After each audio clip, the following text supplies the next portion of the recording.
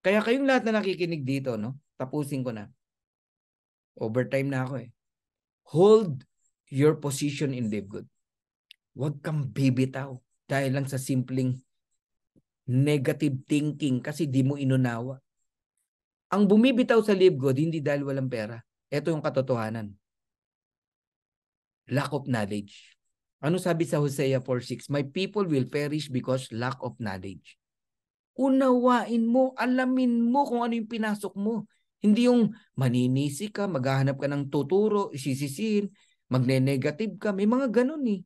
Kaya hindi na bago buhay mo eh. Para kang ahas.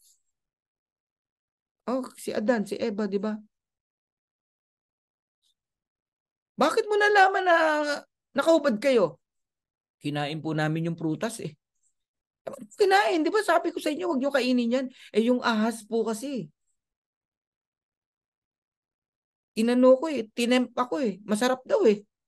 Tatalino daw ako eh. Totoo ba yon, Adan? Opo. Eh, ba't ka naniwala?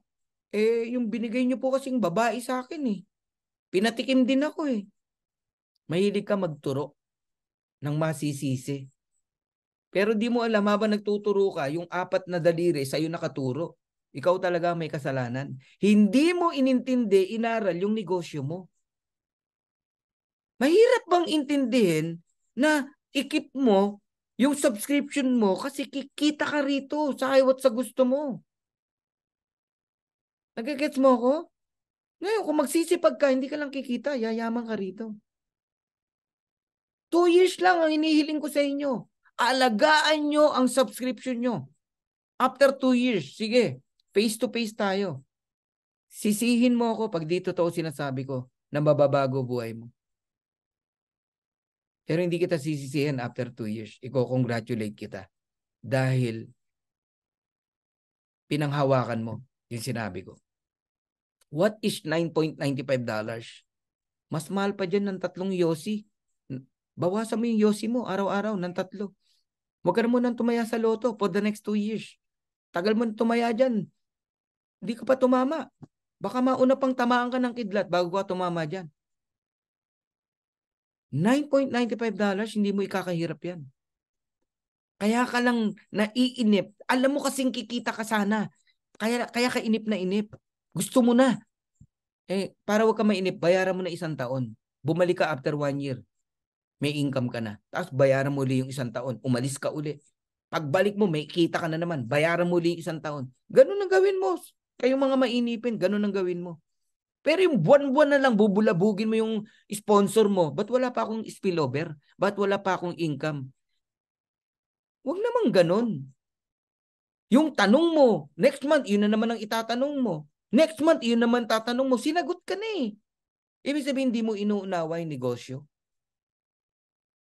Naaawa kami sa'yo.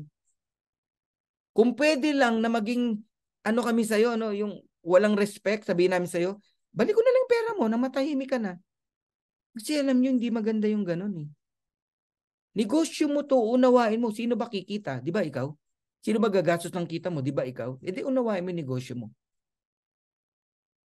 So maraming iiyak pagdating ng araw. Unang iiyak yung bumitaw, nandito na. Bumitaw pa sa subscription. Pangalawang iiyak, yung mga taong in-invite nyo na hindi naniwala. Ngayon ang yaman-yaman nyo na. Tsaka pa lang sila magjo-join. Iiyak din yan.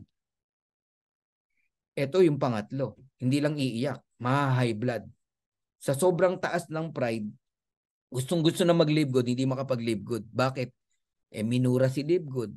Siniraan si Live Good. Siniraan ka. Kung ano-ano pinagsasabi sa'yo, wala na yun. Hindi na makapag-live good yun. Puwera na lang kung kaya niya mag-humble down. So yung mega structure nitong ano na to, nitong iceberg na to, kung nakikita niyo yung nakikita ko, magugulat to kayo sa pwedeng mangyari. 5 years, 10 years, 15 years, 20 years, tignan nyo na lang po kung ano nangyayari ngayon sa ibang club membership. Like Costco, like Netflix, like Zoom. Ang yaman-yaman na po nila. $1 billion ang kinikita. Every month, every years. Yan ang mangyayari kay Live Good. Netflix, nagiging healthy ka?